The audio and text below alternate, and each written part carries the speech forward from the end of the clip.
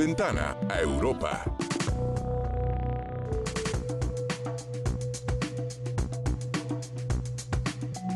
Ya estamos en nuestra sección Ventana Europa y me acompaña como siempre el embajador de la Unión Europea en nuestro país, Gauthier Mignot. ¿Qué tal, embajador? ¿Cómo estás?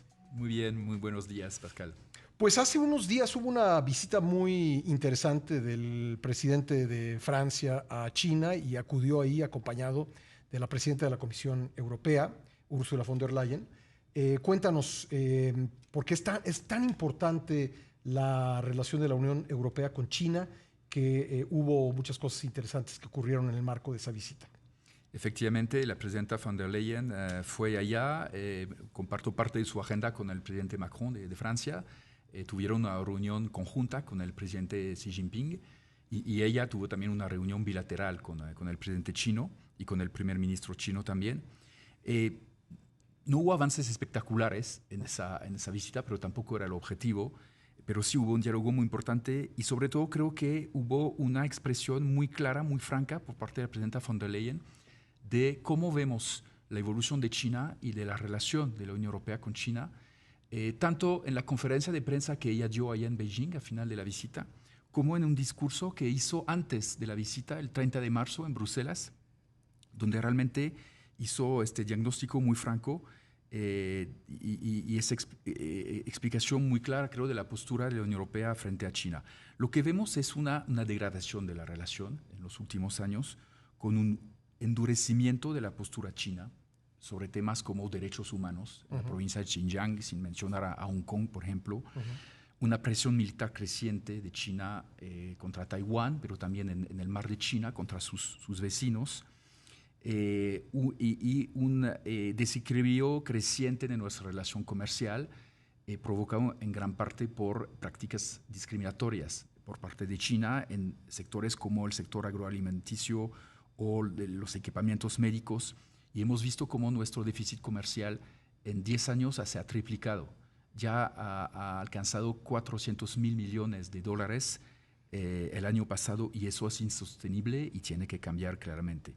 Y vemos también cómo frente a la agresión rusa contra Ucrania, y a pesar de las atrocidades cometidas y el carácter claramente ilegal, Rusia ha mantenido su política de la llamada amistad eterna con China, o amistad sin límite. No condena a Rusia en las Naciones Unidas, pero vemos también claramente que China ve la debilidad de Putin como una manera de aumentar su influencia sobre Rusia. De hecho, Rusia acaba de decir que China, en estas operaciones militares navales que tuvo alrededor de la isla de Taiwán, pues tiene derecho a hacerlo, ¿no? Exacto, le está devolviendo el favor, de cierta forma. Y eso claramente, este tema de la actitud china sobre la invasión rusa a Ucrania será determinante para el futuro de nuestra relación con China.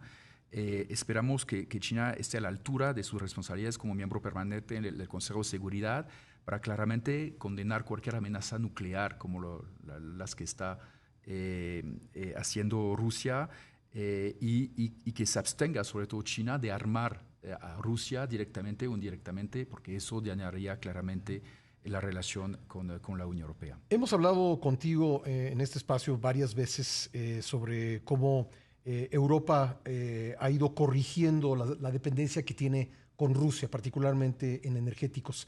¿Hay la misma situación con China? Sí, hay la misma situación y justamente es lo que queremos hacer. No queremos cortar las relaciones con China, no queremos hacer lo que algunos llaman en Estados Unidos el decoupling, ¿no?, de la relación con China, porque es una relación importantísima.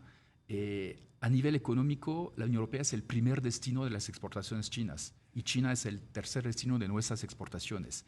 Pero también a nivel científico, a nivel cultural, hay muchísimas relaciones y también hay una cooperación que puede ser fructífera. Lo hemos visto en temas multilaterales recientemente, como el Marco Global sobre la Biodiversidad o el Tratado sobre la Protección de Océanos.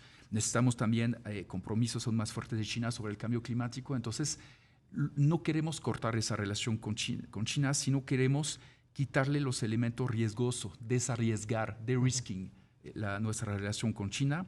y efectivamente salir de situaciones de excesiva dependencia que tenemos en temas como materias primas en particular. ¿Te acuerdas que hace 15 días hablamos de la estrategia europea para justamente diversificar sus fuentes de abastecimiento en la relación económica en general? Y salir finalmente de situaciones que pueden convertirse en situaciones de vulnerabilidad nuestra y finalmente de conflicto con China. Y eso lo queremos hacer también protegiendo tecnologías sensibles que pueden tener uso militar y plantear problemas de seguridad nacional. Queremos controlar la transferencia de esas tecnologías a China. Y todo eso lo queremos hacer a través del diálogo. O sea, un de-risking diplomático más que todo. Y de hecho se han acordado relanzar 2 diálogos entre China y la Unión Europea en materia económica y comercial y en materia digital, además del diálogo sobre derechos humanos que también se ha reanudado. Entonces, eso es la imagen de una Unión Europea, creo que está muy clara sobre y muy explícita sobre el estado de la relación y sobre su voluntad de autonomía y de evitar cualquier vulnerabilidad, pero al mismo tiempo una Unión Europea que busca el diálogo y busca relacionarse de forma unida con China. Y fue muy importante que fueran juntos la presidenta von der Leyen y el presidente Macron, después de que otros dirigentes europeos hayan viajado a Beijing recientemente. El año pasado fue el primer ministro alemán, Olaf Scholz, fue el presidente del Consejo Europeo, Charles Michel también. Hace unas semanas fue el primer ministro, el presidente de gobierno de España, Pedro Sánchez. Entonces vemos cómo los europeos intentamos buscar ese diálogo con China, que es, como ya se ha planteado hace varios años, para nosotros un rival sistémico, un competidor económico, pero también un socio muy importante frente a los grandes problemas globales. ¿Cómo mantener el interés estratégico y al mismo tiempo pues no perder el foco sobre principios europeos como los derechos humanos, poder criticar lo que sucede en China, en Xinjiang, en Hong Kong, en otras partes, y al mismo tiempo pues no perder ese diálogo estratégico con China? Justamente, yo creo que con los chinos hay que hablar de forma muy franca, muy explícita.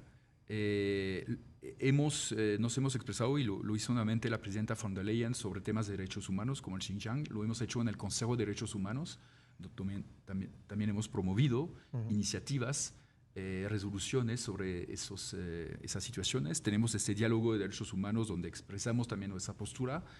En fin, queremos realmente un diálogo entre iguales con China. Y decir muy claramente las cosas que no funcionan, que no nos parecen aceptables, que son contrarias a nuestros valores. Y hacerlo en momentos en que Rusia ha invadido Ucrania y a ratos parece tener el apoyo chino en esto, es importante. Así es, y China nos necesita también, es una relación que es bilateral. Nuevamente, somos el primer destino de las exportaciones chinas. Entonces China no se puede permitir de menospreciar a la Unión Europea. Embajador, te agradezco mucho. A ti. Gracias. Muchas gracias. Gracias, Gautier Miñón, el embajador de la Unión Europea en México.